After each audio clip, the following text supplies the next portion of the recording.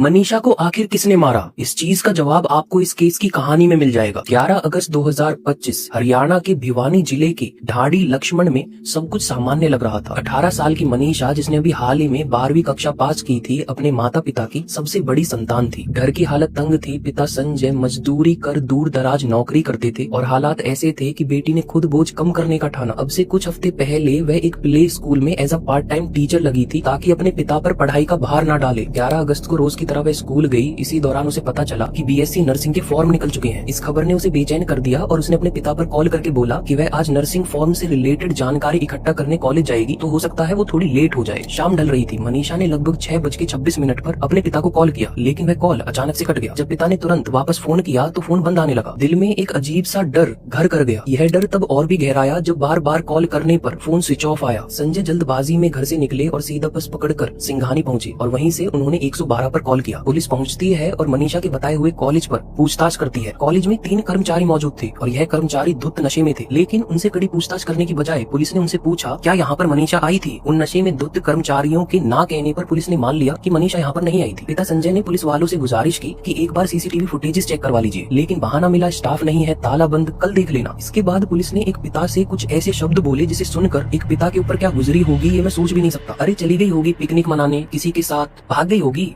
2-4 दिन में शादी का कार्ड लेकर खुद आ जाएगी। मतलब ये तो तरीका है पुलिस वालों का बात करना। बाहर के देशों में और हमारे देश में यही तो फर्क है। बाहर के देशों में पुलिस ऑफिसर से सेफ फील होता है, लेकिन इंडिया में पुलिस ऑफिसर से डर लगता है, क्योंकि सबको पता है एक नंबर के करप्टेड लोग हैं। अब सोचो एक गरीब आदमी इन्हें पैसे कहाँ से दे। रात बीती, 12 अगस्त को भी ना कोई कार्रवाई ना कोई खोज। रिपोर्ट आखिरकार देर रात में जाकर दर्ज हुई। अब सोचो अगर पुलिस उसी वक्त मनीषा के कॉल को ट्रेस कर लेती या फिर कॉलेज कर्मचारियों के ऊपर प्रेशर डालकर सीसीटीवी फुटेजेस निकलवाती तो शायद मनीषा मिल भी जाती। 13 अगस्त 2 दिन हो चुके हैं पुलिस की लापरवाही को। एक किसान खेत से गुजर रहा था।